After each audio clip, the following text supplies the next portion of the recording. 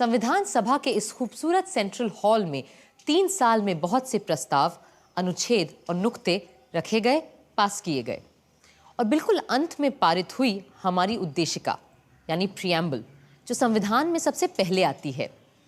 संविधान अगर एक राजनीतिक संवैधानिक दस्तावेज है तो ये उद्देशिका उसका दार्शनिक नजरिया, the philosophic vision document of our constitution. इस उद्देशिका की नींव शुरुआत में ही संविधान सभा के 5वें दिन 13 दिसंबर 1946 को रख दी गई, जब पंडित जवाहरलाल नेहरू ने सभा में एम्स एंड ऑब्जेक्टिव्स रेजोल्यूशन को रखा था। ये संविधान सभा अपना पक्का अहद जाहिर करती है कि हम भारत को एक आजाद खुद मुख्तार जमहूरियत घोषित करते हैं। आजाद खुद मुख्तार जमहूरियत हिंदुस्तान को अपनी सारी सत्ता जनता से ही हासिल होगी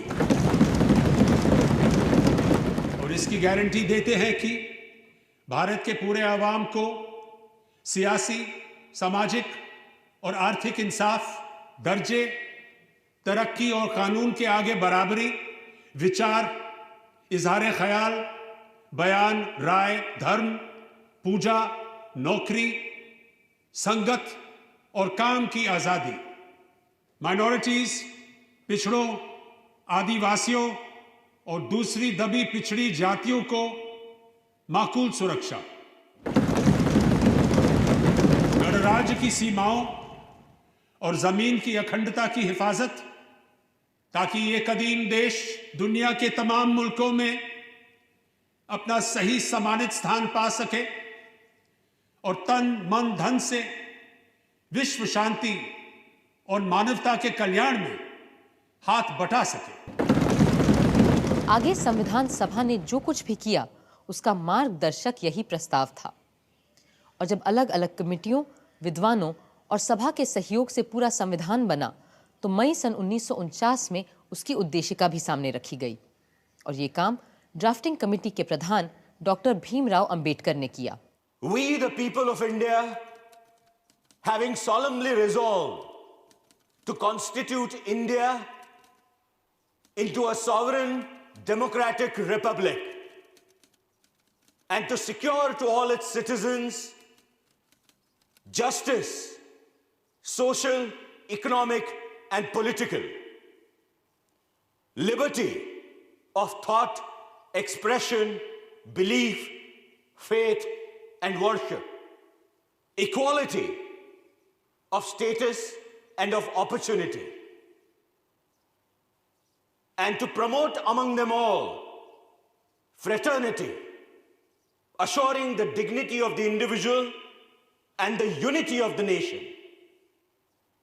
In our Constituent Assembly, this 26th day of November 1949, do hereby adopt, enact, and give to ourselves this Constitution. उद्देशिका पर बहस शुरू हुई अक्टूबर 1949 में, जब बाकी संविधान को सोचने, बनाने और लिखने का काम लगभग पूरा हो रहा था। ये वो शब्द थे जो हमारे संविधान में सबसे पहले आने वाले थे। अब हम उद्देशिका यानी प्रियम्बल पर बात करेंगे। जनाब सदर साहब, क्या यह उचित नहीं रहेगा कि स्पेशल पर हम जब नवंबर में तीसरी रीडिंग के लिए मिले तब बातचीत करें? तब तक ड्राफ्टिंग कमेटी भी अपनी फाइनल रिपोर्ट पेश कर चुकी होगी। I object to that. अगर आज हम पेश लफ्ज को ही पास नहीं करेंगे तो सेकंड रीडिंग में कोई रिपोर्ट कैसे तैयार की जा सकेगी? जीवन में पहली बार मैं मौलाना साहब से सहमत हूं और उनकी बात का समर्थन करता हूं। हमें पूरे संविधान को ही दूसरे पाठ में पास करना है और प्रियम्बल भी संविधान का ही एक हिस्सा है। इसलिए उद्देशिका को अब हम टाल नहीं सकते, लेकिन मुझे लग रहा है कि हसरत मोहानी साहब का अमेंडमेंट अहम है, जिसमें इन्होंने कुछ नए मुद्दे उठाने की कोशिश की है। इसलिए वे अपना संशोधन पहले पेश कर सकते हैं। मेरे 3 अलग अलग अमेंडमेंट्स हैं। पहला ये कि हमें प्रीएम्बल में लफ्ज सॉवरेन डेमोक्रेटिक रिपब्लिक के बजाय अ सॉवरेन फेडरल रिपब्लिक या अ सॉवरेन इंडिपेंडेंट रिपब्लिक लिखना चाहिए।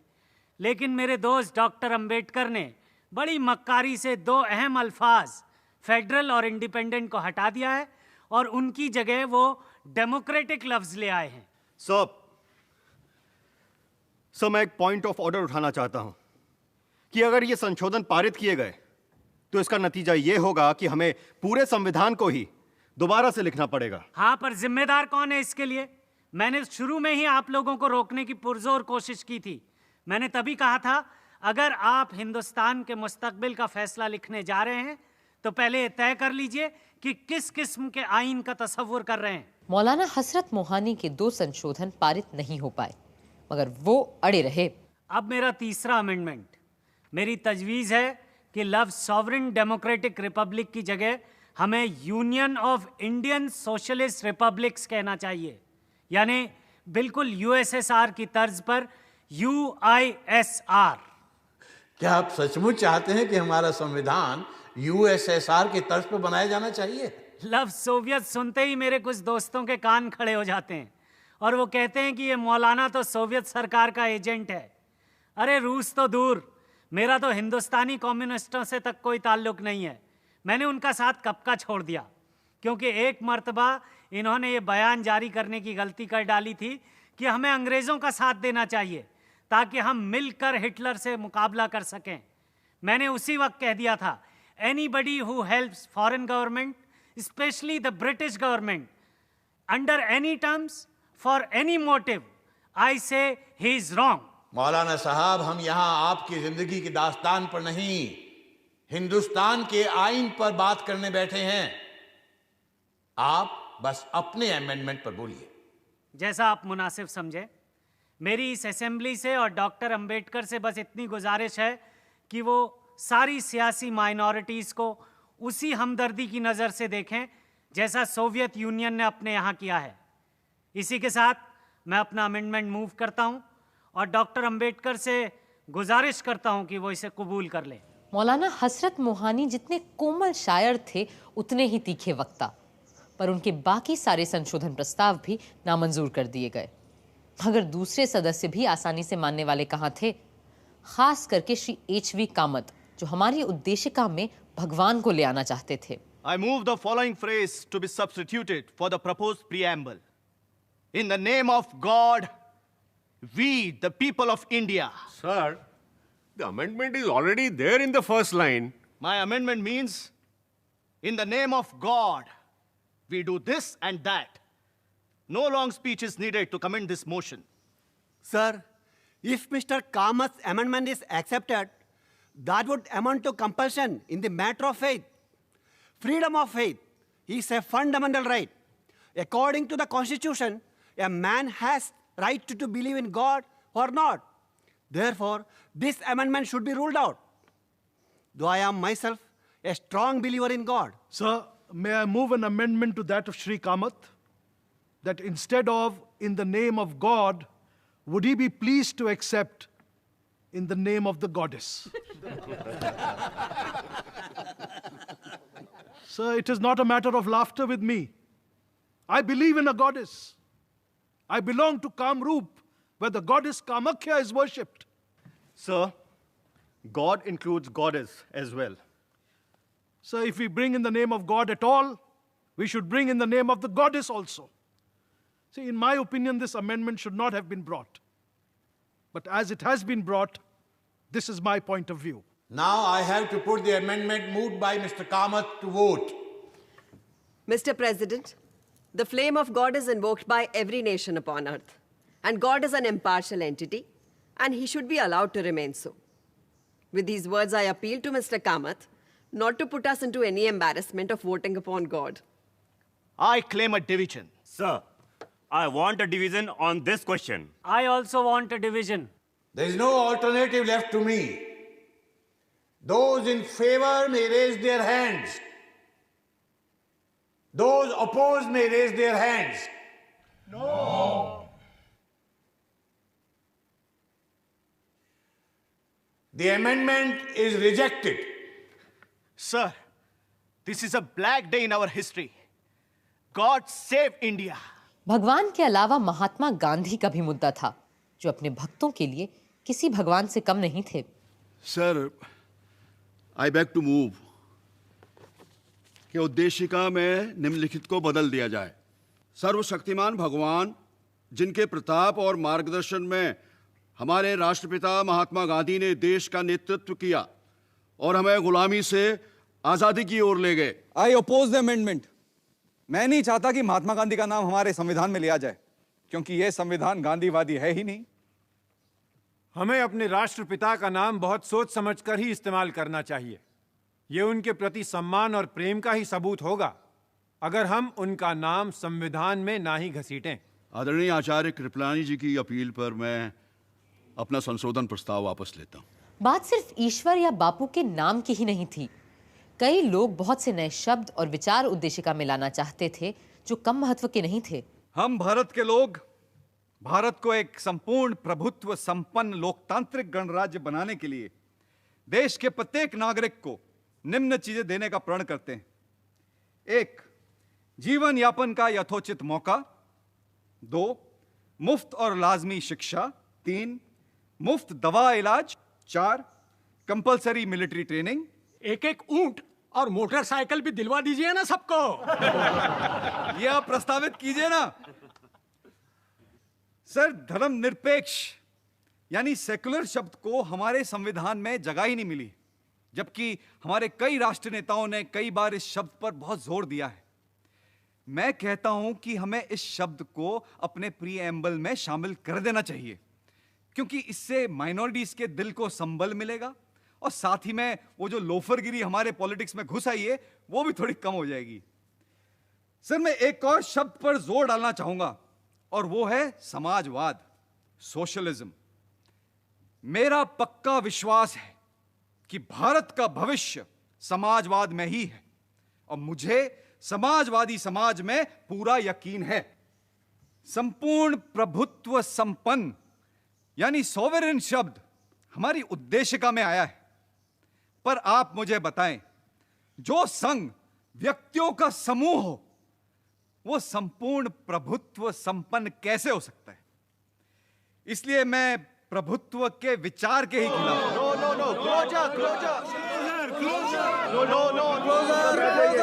जी, मैं बड़ी मोटी चमड़ी वाला ढीठ हूं, आपके चीखने चिल्लाने से बैठने वाला नहीं हूं। श्री ब्रजेश्वर प्रसाद को बैठना ही पड़ा, किंतु 25 साल बाद उनके सुझाए दोनों शब्द समाजवादी और पंथ निरपेक्ष यानी सोशलिस्ट एंड सेक्युलर उद्देशिका में आ ही गए। उधर श्रीमती पूर्णिमा बैनर्जी ने कई महत्वपूर्ण नुक्ते सामने रखे। Sir, I feel that the preamble forms one of the most important parts of the Constitution. It lays down the goals to which we are striving and stands as a charter of our freedom and a measure of our success or failure. I do not think that we should be content with considering the masses of our people as sovereign just because once they go to the polls every 5 years, their sovereignty is secure. I feel that in the preamble, mention of that sovereignty should be made. अगले वक्ता थे गांधी जी के समाजवादी शिष्य आचार्य जेबी कृपलानी, जो Congress party में पंडित नेहरू और सरदार पटेल दोनों से अलग विचार रखते थे। Mr. President, like a seasoned host, you have reserved the choicest wine for the last. हालांकि इस प्रियम्बल पर बहस शुरू की ही बैठकों में होना ज्यादा सही होता, क्योंकि यह संविधान की तमहीद है। इस तरह हमें प्रियम्बल सतर्क कर पाता कि कहीं हम इसके बुनियादी उसूलों से हट तो नहीं रहे हैं। इस सभा में रोज दर रोज और हफ्ता दर हफ्ता बैठकर मैंने यह महसूस किया है कि हम इस उद्देशिका के बुनियादी उसूलों को भूलकर अक्सर भटकने लगते हैं। Yes, we get distracted. ये उसूल वैसे तो कानूनी या संवैधानिक उसूल नहीं है, बल्कि आत्मिक और सैद्धांतिक हैं। अब जमहूरियत या जनतंत्र को ही ले लीजिए। What exactly is democracy? जनतंत्र एक इशारा है इंसान की बराबरी का, भाईचारे का, and it encompasses the great humane principle of non-violence. और अगर इसका आम फहम मतलब निकालें then democracy is an institution where instead of breaking heads, we simply count them. Sir फोड़े नहीं, गिने जाते हैं. सियासी रूप से आज हम एक जमहूरियत हैं, लेकिन आर्थिक रूप से हम ऐसे अलग अलग वर्गों में बंटे हुए हैं जिनकी सीमाओं को लांघना नामुमकिन सा हो जाता है. मेरा भी यही मानना है कि लोकतंत्र में जाति प्रथा का कोई स्थान हो ही नहीं सकता. लिहाजा हमें जात पात और वर्ग वर्ण को खत्म करना ही होगा, वरना हम कभी जनतंत्र की शपथ नहीं उठा पाएंगे. 3 साल बाद भी हमेशा की तरह नजीरुद्दीन अहमद साहब का स्वर विरोधी ही रहा. I would like to submit, sir, that the success of a democracy depends on its actual working and has nothing to do with what is stated in the preamble or the constitution.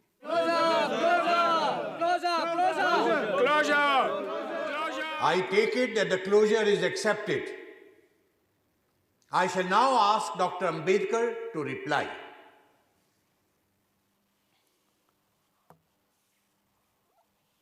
Sir, the point in the amendment which is supposed to make it different from the preamble drafted by the drafting committee lies in the addition of the words, "the people from whom is derived all power and authority." So why don't you accept it? Those members of the House who are worried should not separate the other parts of the amendment from the closing words. We, the people of India, in our Constituent Assembly, this day, do hereby adopt, enact, and give to ourselves this Constitution. Reading it in that fashion. महोदय, कौन सी जनता? भारत की जनता? उनका तो सवाल ही नहीं उठता. यहां केवल संविधान सभा के सदस्यों की बात हो सकती है. I would like the honorable members to consider a portion of preamble of the Constitution of the United States. We, the people of United States, do ordain and establish this Constitution for the United States of America. As most members know, that Constitution was represented by a very small body. So I do not understand, unless a man was absolutely pedantic, that a body of people, 292 in number, representing this vast continent in their representative capacity, can't say that they are acting in the name of the people of this country. Does this preamble embody the desire of the House that this Constitution should have its root, its authority, its sovereignty from the people? It certainly does. Therefore, I am not willing to accept the amendment. और इस तरह doctor Ambedkar के नेतृत्व में काम कर रही drafting committee का बनाया प्रियम्बल पास हो गया और हमारे संविधान का हिस्सा बन गया.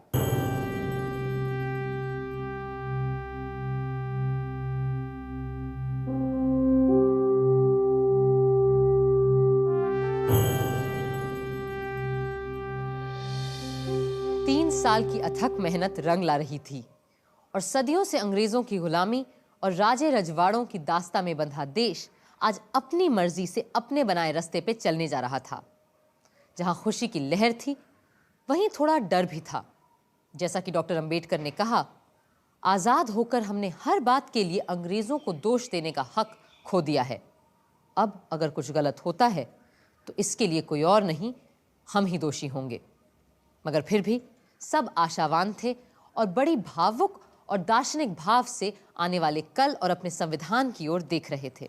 Mr. President, sir, coming as I do from a community that has produced Dr. Ambedkar, I feel proud that his capacity has been recognized now, not only by the Harijans, but by all communities that inhabit India. At one time, dogs and swine might enter the sacred precincts of temples, but the shadow of an untouchable was considered a great abomination. I feel proud, sir, that by the Article 29, that slur has been removed away. In conclusion, I may, on behalf of the members of the Harijans that are present in this house and of Harijans outside, assure you and the August Assembly and the government that we Harijans... Sir, do we not represent the Harijans? We come under the special label of Harijans, sir. On behalf of the Harijans, I may assure you and the future government of India that the Harijans to the last man will uphold the constitution that has been passed by the Constituent Assembly and work it to the very letter and spirit.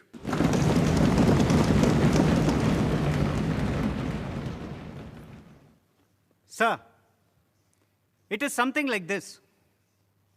We wanted the music of Veena or Sitar, but here we have the music of an English band. The first and foremost advice which Mahatma Gandhi ji gave in his picturesque language was that the constitutional structure of this country ought to be broad-based and pyramid-like. It should be built from the bottom and should taper right up to the top. What has been done is just the reverse. The pyramid has been reversed. Whether or not we are right in having discarded Gandhiji's idea of constitution making, it is too soon for us to judge. The future will judge for itself. Samajwadi चिंतक professor K.T.. Shah का संविधान की कई धाराओं से बड़ा विरोध था, फिर भी वो आशावान थे। सभापति महोदय, ये हो सकता है कि हमारा संविधान अपने इरादे और आकार में लोकतांत्रिक हो, पर लोकतंत्र के मंत्र जनता की, जनता द्वारा, जनता के लिए सरकार के आदर्श से हम बहुत दूर हैं। अगर हम संविधान की विभिन्न धाराओं को गौर से परख के देखें, फिर भी ये भी विश्वास है कि सारी कमियों के बावजूद हम इस संविधान को सही तरह बरतें तो निकट भविष्य में ना सही 5-10 बरस के अंदर हम देश में सच्चा लोकतंत्र स्थापित कर सकेंगे। तभी देश की जनता इस देश की सच्ची शासक बन पाएगी। सदर साहब, संविधान सभा ने सबसे बड़ा खतरा हर वयस्क को मताधिकार देकर मोल लिया है। मैं ये भी बता दूं कि मैं इसे खतरा क्यों कह रहा हूं। हमारे देश की 85% जनता अनपढ़ है, मगर सदर साहब फिर भी मैं कहूंगा कि हमने ये खतरा सही अपनाया है, सोच समझ के ये दांव लगाया है, क्योंकि बिना हर वयस्क को मताधिकार दिए हमारा प्रजातंत्र बिल्कुल निरर्थक साबित होता।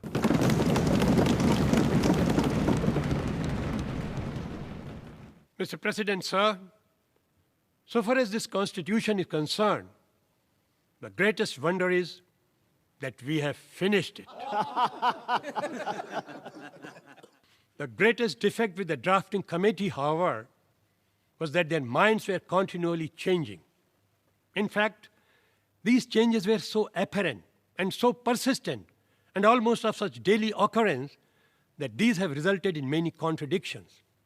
I should submit that the Constitution is so badly drafted that it will be a lawyer's paradise. I suppose I must come to a close. I owe some apology to this House for criticizing the the drafting committee in this manner. But thanks are also due to the drafting committee for the troubles that they have been put to. तारीफ और आलोचना का सिलसिला अगले दिन भी चलता रहा, पर संविधान के कटु से कटु आलोचक भी इतने बड़े काम को अंजाम देने वालों की तारीफ ही कर रहे थे।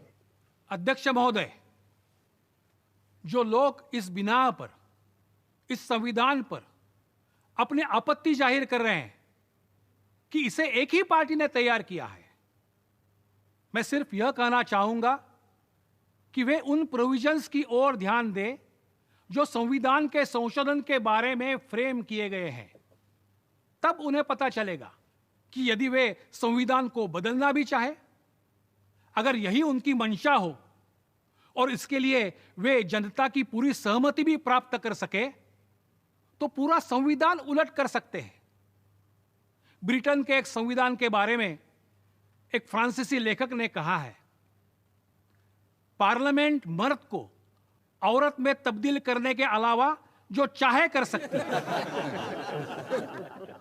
और इस संविधान के बारे में मेरा भी ख्याल है कि आने वाले लेजिस्लेटर एक मूर्ख को विद्वान में तब्दील करने के अलावा कुछ भी बदल कर सकते हैं।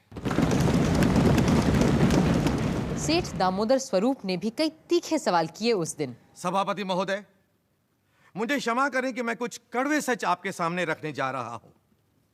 इस देश के लोग इस संविधान के पास और लागू हो जाने के बाद भी संतुष्ट और सुखी नहीं होने जा रहे हैं, क्योंकि इस संविधान में लोगों के लिए है ही क्या। आप इस दस्तावेज को शुरू से आखिर तक पढ़ जाइए, पर कहीं भी किसी भी अनुच्छेद में ना आपको गरीब के लिए रोटी का जिक्र मिलेगा, न भूखे नंगे शोषित लोगों के लिए उम्मीद का मुद्दा। इसके अलावा न इसमें काम और रोजगार की कोई गारंटी दी गई है। सभापति महोदय, यह संविधान पास किए जाने के लायक है ही नहीं। हम ऐसे फौरन कूड़े की टोकरी में फेंक देना चाहिए। और हम ये करें या ना करें, देश की जनता खुद इस संविधान को कभी स्वीकार नहीं करेगी। एक के बाद एक कई लोगों ने सवालों की झड़ी लगा दी। सर, हमने हर इंसान को समता तो दी है, पर इस संविधान में स्वतंत्रता को हमने नजरअंदाज कर दिया है। मैं यह सोच भी नहीं सकता था कि स्वतंत्र भारत के संविधान में बिना मुकदमे की हिरासत की इजाजत को मौलिक अधिकारों में जगह मिलेगी। अपनी जवानी के 10 साल बरतानी गुलामी के दिनों में जालिम जेलों और काल कोठरियों में बिताने के बाद मैं अच्छी तरह जानता हूं कि बिना मुकदमे की कैद में रहने वालों को किन यंत्रणाओं से गुजरना पड़ता है। मैं कभी किसी ऐसे प्रावधान का समर्थन नहीं कर सकता। कुछ का कहना था कि संविधान में बहुत सी बेकार की चीजें भी शामिल कर ली गई हैं। Sir, I cannot understand why we had to go to such details as to put in the salaries of high dignitaries of the state, like the president and the salaries of judges in the Constitution. I should like to point out that in the modern world, where money is always changing in value, a sum of rupees 5,000 today may tomorrow be worth only 500 or 5. So in the Constitution, what purpose can it serve by prescribing the exact amount of the salaries? Mr. President, my bitter complaint is that the Constitution is silent about death sentence. I wish we had put in the Constitution that there should be no death sentence. Mr. Chaudhary, you are becoming very serious. I am always serious, sir, but others take me lightly. After all, we are followers of Mahatma Gandhi, who had adopted to some extent the teachings of Jesus Christ. You must not take eye for an eye. You must not take a tooth for a tooth. You must not take a life for a life. Shri Brajeshwar प्रसाद ने तो संविधान का विरोध करने का एक अलग तरीका ही इजाद किया। मिस्टर प्रेसिडेंट, सर, मैं इस कॉन्स्टिट्यूशन को अपना कंडीशनल और आधा अधूरा पूर्ण समर्थन देने के लिए खड़ा हुआ हूं। यदि इसमें हिंदी भाषा और अस्पृश्यता उन्मूलन जैसी चीजें ना होती तो मैं इसका समर्थन कर ही नहीं सकता था। मैं केवल इस बात के लिए संविधान का समर्थन करता हूं कि ये यूनिटरी है, पर फेडरलिज्म, सूबों की एनाटॉमी, पार्लियामेंटरिज्म, एडल्ट फ्रेंचाइज और फंडामेंटलाइज का मैं घोर विरोधी हूं। मेरी ऑनरेबल मेंबर से ये अपील है कि वो अपनी बात जरा धीरे धीरे कहें। तूफान महल की तरह दौड़ दौड़ मत जा। जी, मैं धीरे धीरे ही बोलता अगर सदर साहब मुझे अपनी बात कहने का थोड़ा और वक्त देते। खैर, हमारे महान महात्मा गांधी जी खुद विकेंद्रीकरण या डिसेंट्रलाइजेशन के हामी थे। उनके लिए डिसेंट्रलाइजेशन राम राज्य की तरह ले जाने वाला रास्ता था। सिर्फ एक अहिंसक समाज में जहां हर तरह की हिंसा समाप्त हो चुकी हो, हम विकेंद्रीकरण की बात सोच सकते हैं। भाई, मुझे 1-2 मिनट और देंगे क्या आप? बिल्कुल नहीं, बल्कि आप अपना भाषण मुझे दे दीजिए। तो इसे पढ़ा हुआ मान लीजिए। और इस तरह आया सभा का आखिरी ऐतिहासिक दिन। इस दिन भी कई लोगों को बोलना था और श्री महावीर त्यागी ने बड़े पते की बात की। हालांकि मैं हर तरह से इस संविधान की इज्जत और तारीफ करता हूं, मगर फिर भी एक चीज यहां ऐसी है जिसका मुझे बड़ा डर है, और ये डर मुझे उस वर्ग से है जिसे हर जगह लोकतंत्र पैदा करता आया है, और वो है ऐसे लोगों का वर्ग जिनके लिए राजनीति ही उनका जरिया या माश बन जाता है, उनका पेशा, उनका धंधा बन जाता है। अगर हमारा लोकतंत्र भी ऐसे लोगों के हाथ आ गया जिनके पास और कोई काम ही नहीं सिवाय पार्लियामेंट की मेंबरी और मंत्री बन जाने के, तब तो हमारे लोकतंत्र को डूबने से कोई नहीं बचा सकता। इस बात का मुझे पक्का यकीन है। तजम्मुल हुसैन साहब ने पाकिस्तान के संविधान की चर्चा की। जनाब सदर साहब, हम पर बार बार यह तोहमत लगाई गई है कि हमने अपना आयन तैयार करने में बहुत ज्यादा वक्त लगा दिया है। इस तरह के एतराज करने वालों को मैं एक बात याद दिला देना चाहता हूं कि दो मुल्कों ने एक ही दिन, तकरीबन एक ही तारीख को अपने अपने आयन तैयार करने का बीड़ा उठाया था। हम तो हमारा काम पूरा कर चुके, अलबत्ता हमारा पड़ोसी देश अभी भी अपने पहले कदम से आगे नहीं बढ़ पाया है। पाकिस्तान का संविधान बनने में 3 नहीं पूरे 25 बरस लगे और उनका संविधान सन 1972 में जाकर बन पाया।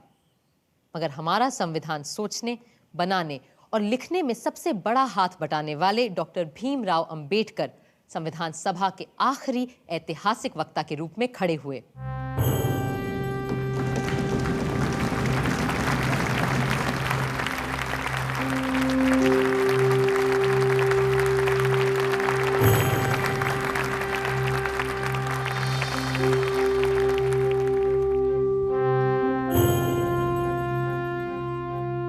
Sir, looking back on the work of the Constituent Assembly, it will now be 2 years, 11 months, and 17 days since it first met on the 9th of December 1946. During this period, the Constituent Assembly has altogether held 11 sessions. These 11 sessions of the Constituent Assembly have consumed 165 days.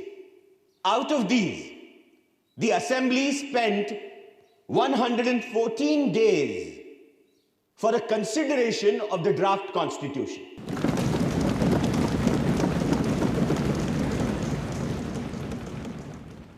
Coming to the drafting committee, it was elected by the Constituent Assembly on 29th of August 1947. Since August 30th, it sat for 141 days, during which it was engaged in the preparation of the draft Constitution. Mr. Naziruddin Ahmed has coined a new name for the drafting committee. He calls it a drifting committee. Mr. Naziruddin must no doubt be pleased with his hit, but he evidently does not know that there is a difference between drift without mastery and drift with mastery. If the drafting committee was drifting, it was never without mastery over the situation.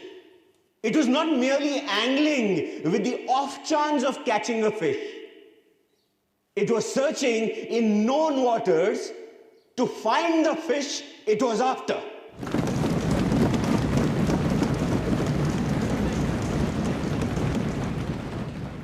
I'm glad to find that with the exception of a solitary member, there is a general consensus of appreciation from the members of the Constituent Assembly of the work done by the drafting committee. I feel so overwhelmed that I cannot find adequate words to express fully my gratitude to them. I came into the Constituent Assembly with no greater aspiration than to safeguard the interests of the scheduled castes. I had not the remotest idea that I would be called upon to undertake more responsible functions. The credit that is given to me does not really belong to me. It belongs partly to Sir Benegal Narsingh Rao, the constitutional advisor to the Constituent Assembly, who prepared a rough draft of the Constitution. Much greater share must go to Mr. S.N. Mukherjee, the chief draftsman of the Constitution. On the 26th January 1950, India would be a democratic nation, in the sense that India from that day would have a government of the people, by the people, and for the people.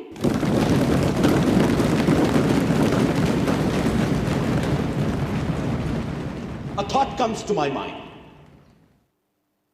What would happen to her democratic constitution? Will she be able to maintain it, or will she lose it again? If we wish to maintain democracy not merely in form, but also in fact, what must we do? The first thing in my judgment we must do is to hold on to constitutional methods of achieving our social and economic objectives. It means we must abandon the bloody methods of revolution. It means that we must abandon the method of civil disobedience, non-cooperation, and satyagraha. Where constitutional methods are open, there can be no justification for these unconstitutional methods. These methods are nothing but the grammar of anarchy. And sooner they are abandoned, the better for us. The second thing we must do is to observe the caution which John Stuart Mill has given to all who are interested in the maintenance of democracy. Namely, not to lay their liberties at the feet of even a great man, or to trust him with power which enables him to subvert their institutions. This caution is far more necessary in the case of India than in case of any other country. For in India, bhakti, or what may be called the path of devotion or hero worship, plays a part in its politics unequaled in magnitude by the part it plays in the politics of any other country in the world. The third thing we must do is not to be content with mere political democracy. These principles of liberty, equality, and fraternity are not to be treated as separate items in a trinity. Liberty cannot be divorced from equality. Equality cannot be divorced from liberty. Nor can liberty and equality be divorced from fraternity. On the 26th of January 1950, we are going to enter into a life of contradictions. In politics, we will have equality. And in social and economic life, we will have inequality. In politics, we will be recognizing the principle of one man, one vote, and one vote, one value.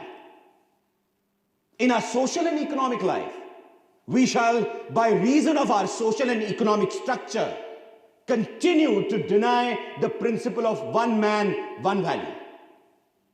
How long shall we continue to live this life of contradictions? How long shall we continue to deny equality in our social and economic life? If we continue to deny it for long, we will do so only by putting our political democracy in peril. We must remove this contradiction at the earliest moment, or else those who suffer from inequality will blow up the structure of this political democracy so laboriously built up by this assembly.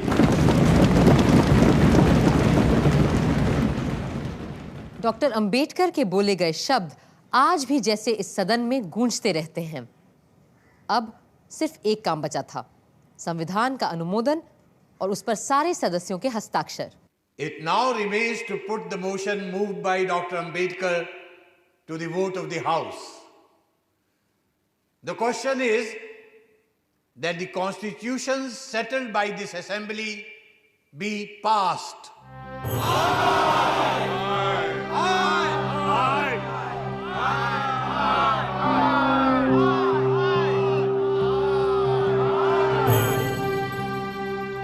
motion is adopted. Bharat माता की जय! भारत माता की जय! भारत माता की जय! भारत माता की जय! वंदे मातरम! वंदे मातरम! वंदे मातरम! महात्मा गांधी की जय!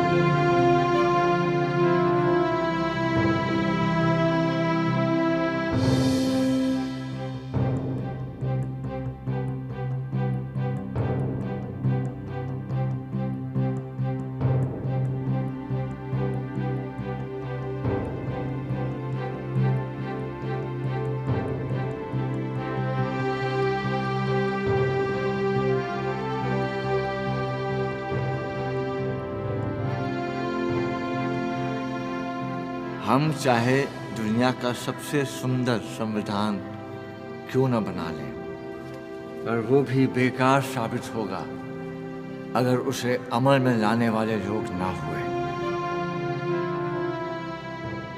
24 जनवरी को संविधान सभा आखिरी बार एक महत्वपूर्ण काम के लिए मिली।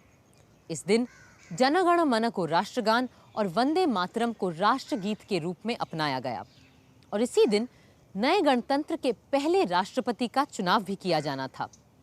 लोकतंत्र की परंपराओं की नींव रखते हुए 2 लोग पद के उम्मीदवार बने, प्रोफेसर केटी शाह और डॉक्टर राजेंद्र प्रसाद। सभा ने उसी व्यक्ति को चुना जिसने 3 साल संविधान बनाए जाने की प्रक्रिया की अगुवाई की थी। डॉक्टर राजेंद्र प्रसाद भारत गणराज्य के पहले राष्ट्रपति बने। अब तो बस 26 जनवरी का इंतजार था। देश भर में उत्सव की सी तैयारियां हो रही थीं और क्यों ना होता ऐसा, सदियों बाद एक दबा कुचला मुल्क अपने खुद के बनाए गए रास्ते पे चलने जा रहा था।